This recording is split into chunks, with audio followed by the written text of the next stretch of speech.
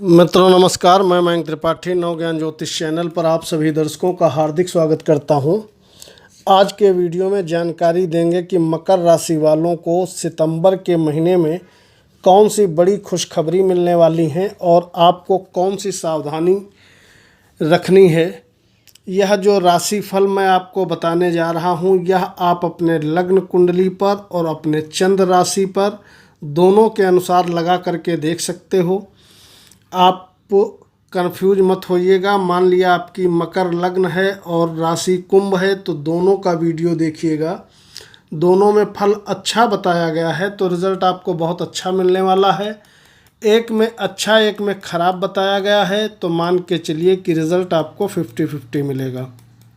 इसके अलावा आप यह भी ध्यान रखिए कि अगर आपके पास लग्न कुंडली नहीं है, आपको यह भी नहीं पता है कि आपकी जन्म राशि क्या है, तो ऐसे में जो भी आपका प्रचलित नाम है उसके अनुसार राशिफल देखिए, उसमें भी सटीकता कहीं न कहीं आपको देखने को मिलेगी। ध्यान रखिएगा कि आपकी कोई भी राशि हो, जब मैं वीडियो बताता हूँ तो कृपा करके आप लोग उपाय अवश्य करा करिए।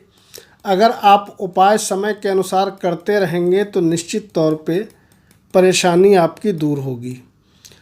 जो ग्रहों का गोचर है वह स्क्रीन पर आप चार्ट देखिए, इस प्रकार का बना हुआ है कि लग्नेश आपके शनिदेव यथावत गोचर कर रहे हैं धन भाव पे। अष्टमेश सूर्य जो हैं ये 16 तारीख तक अष्टम भाव में रहेंगे, उसके बाद 17 तारीख को इनका परिवर्तन हो जाएगा, ये भाग्य भाव में पहुंच जाएंगे। मंगल देवता जो कि आपके आमदनी के मालिक हैं, बड़ा सुंदर गोचर बना करके बैठे हैं। आमदनी भाव से एकादश अर्थात आपके भाग्य भाव में विचरण कर रहे हैं।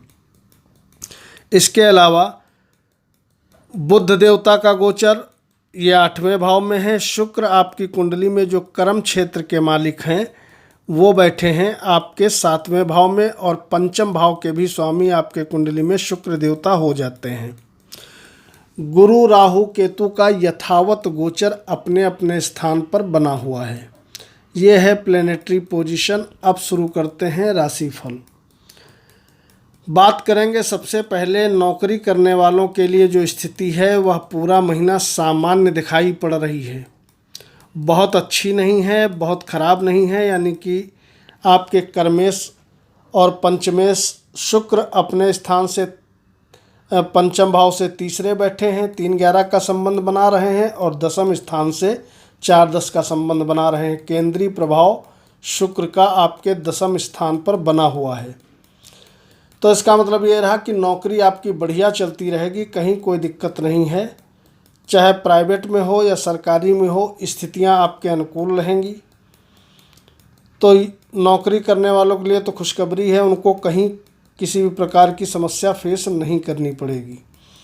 इसके बाद बात करेंगे व्यापारियों की। तो अगर आप व्यापार करते हैं, खास करके यदि आप पार्टनरशिप में व्यापार करते हैं, तो आपको इस समय विशेष तौर पे सावधान रहना चाहिए, क्योंकि पार्टनर कहीं ना कहीं आपके साथ विश्वासघात कर सकता है, ऐसे योग दिखाई पड़ रहे हैं। लेकिन अगर सेल्फ का व्यापार करते हैं तो कहीं कोई दिक्कत नहीं है। व्यापारियों के लिए भी स्थिति जो है बहुत बढ़िया दिखाई पड़ रही है। विद्यार्थियों की यदि बात करें तो विद्यार्थियों के लिए वैसे तो समय की चाल बड़ी सुंदर है, कहीं कोई दिक्कत नहीं है, लेकिन ध्यान रखिएगा शिक्षा के मालिक आपके बैठ गए हैं पंचमेश, बुद्धि का मालिक बैठ गया है 7वें स्थान में, और पूरा सितंबर शुक्र 7वें स्थान में ही रहेंगे। तो यदि आप प्रेम प्रसंग के चक्करों में नहीं उलझोगे तब तो समय आपके लिए बढ़िया रहेगा, लेकिन अगर आप प्रेमबाजी के चक्कर में लग जाओगे तो कहीं ना कहीं मान के चलिए कैरियर में आपको डाउनफॉल आते हुए भी दिखाई पड़ेगा। तो इसलिए अपने पढ़ाई पे ध्यान रखिएगा, फालतू प्रेमबाजी मत करिएगा। इसके अलावा अगर बात करें भाग्य की, तो भाग्येश बैठे हैं अपने स्थान से 12वें, यह एक माइनस पॉइंट बन जाता है। भाग्य का बहुत बढ़िया फल इस महीना तो कम से कम आपको नहीं मिलने वाला है, इस चीज़ का ध्यान रखिएगा, क्योंकि भाग्येश बैठे हैं अपने स्थान का ही ये व्यय कर रहे हैं। तो इसका मतलब ये रहा कि भाग्य से तो आपको उम्मीद करनी ही नहीं चाहिए, मेहनत के दम पे ज़बरदस्त तरीके से आपको आगे बढ़ना होगा।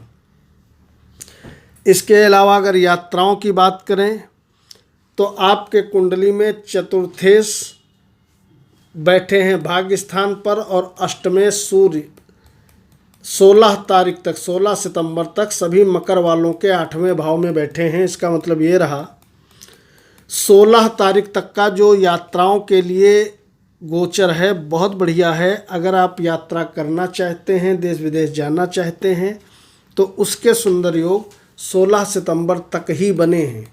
16 के बाद जो है स्थितियां आपके लिए नॉर्मल हो जाएंगी। इसके बाद अगर उन लोगों की बात करें जो वाद विवाद मुकदमे में घिरे रहते हैं, तो वाद विवाद मुकदमों से कहीं ना कहीं आपको निश्चित तौर पे बड़ा बढ़िया राहत मिलता हुआ दिखाई पड़ेगा, क्योंकि शत्रुओं के मालिक बन जाते हैं कुंडली में आपके बुध देवता और बैठे हैं 8वें भाव में अपने स्थान से तृतीय। तो शत्रुओं से निश्चित तौर पे आपको राहत मिलते हुए दिखाई पड़ेगी। यदि कोर्ट कचहरी वाद विवाद में आप फंसे हो तो उसमें भी पॉजिटिव रिस्पांस मिलता हुआ इस अवधि में सितंबर के महीने में आपको देखने को मिलेगा। इसके बाद बात करें प्रेमी जोड़ों की, तो प्रेमी जोड़ों के लिए समय जो है बहुत बढ़िया बना हुआ है। प्रेम में समुचित मात्रा में आपको लाभ मिलता हुआ दिखाई पड़ेगा। अगर बात करें वैवाहिक जीवन की, तो वैवाहिक जीवन के लिए स्थितियां अनुकूल रहेंगी। चाहे आप वर्किंग हो, चाहे आप हाउसवाइफ हो, सभी के वैवाहिक जीवन में किसी भी प्रकार की इस सितंबर के महीने में दिक्कत महसूस नहीं होगी, क्योंकि शुक्र का आपके 7वें भाव में बैठना कहीं न कहीं ये दर्शाता है कि वैवाहिक जीवन शानदार चलेगा। इसके अलावा अगर आमदनी की बात करें तो आमदनी का और इच्छा पूर्ति का जो डिपार्टमेंट होता है सभी मकर लग्न और मकर राशि वालों के कुंडली में होता है मंगल देवता के पास, और ऐसे मंगल देवता अपने स्थान से बैठे हैं 11वें। हालांकि भाग्य को तो ये नुकसान करेंगे क्योंकि भाग्य अष्टम भाव में है, लेकिन आमदनी आपकी ज़बरदस्त तरीके से पूरा महीना होता रहेगा, यानी कि पैसा आपके पास आता रहेगा। चाहे आप कोई भी काम करते हो, पैसे की कमी नहीं महसूस करोगे। लेकिन यदि आप कहीं पर निवेश करना चाहते हो तो भैया गलती से इस महीने को आपको टालना चाहिए। निवेश मत करिएगा, कोई नया काम कारोबार मत शुरू करिएगा, नए प्रकार की कोई भी गाड़ी वाहन वगैरह मत लीजिएगा, किसी प्रॉपर्टी में पैसा मत फंसा दीजिएगा, क्योंकि अगर आप पैसा कहीं पर निवेश कर दोगे इन चीज़ों में, जितने चीज़ों मैंने गिनाया है, तो मान के चलिए आपको धोखा भी मिल सकता है और कहीं ना कहीं आप परेशान हो जाओगे। तो पैसा निवेश नहीं करना है। अगर आप शेयर वगैरह में भी लॉन्ग टर्म के लिए इन्वेस्टमेंट करते हो ना, तो इस महीना आपको बहुत ही धैर्य से काटना होगा। चाहे ट्रेडिंग करते हो, चाहे शेयर सट्टा कुछ भी करते हो, निवेश मत करना, बाकी कुछ भी करना, समय आपका साथ देता रहेगा। अपने हाथों से अपने पैरों पे कुल्हाड़ी मत मार लेना। बाकी धन की स्थिति अगर पूरे महीना देखें तो शुरुआत के 15 दिन धन की स्थिति आपकी सामान्य रहेगी, लेकिन 15 दिन के बाद धुआंधार चारों तरफ से पैसा आता हुआ आपके पास दिखाई पड़ेगा। शुरुआत में थोड़ा लगने से पीड़ित हैं, सूर्य के सामने बैठे हैं, बाकी पैसे की कमी आप महसूस नहीं करोगे इस सितंबर के महीने में। इसके अलावा शनि देवता के मंत्रों का आप जप जरूर करिएगा। चाहे आप 51 बार ही ओम शनिश्चराय नमः बोलें, लेकिन प्रतिदिन यदि आप जप करते रहोगे तो कई फायदे आपको मिलेंगे। पहली चीज़, स्वास्थ्य आपका शानदार बना रहेगा। दूसरी चीज़, यदि जप करोगे तो वाणी दोष नहीं बनेगा, परिवार से मतभेद नहीं होगा। तीसरी चीज़, एक काम आपको और भी करना है, शनि के जप के साथ साथ हनुमान चालीसा का भी एक बार पाठ जरूर करिएगा। अशुभ प्रभाव यदि देखें तो अशुभ प्रभाव आपके माता श्री पे निश्चित तौर पे इस सितंबर के महीने में पड़ने वाला है, क्योंकि चौथा भाव बुरी तरीके से आपका पीड़ित है।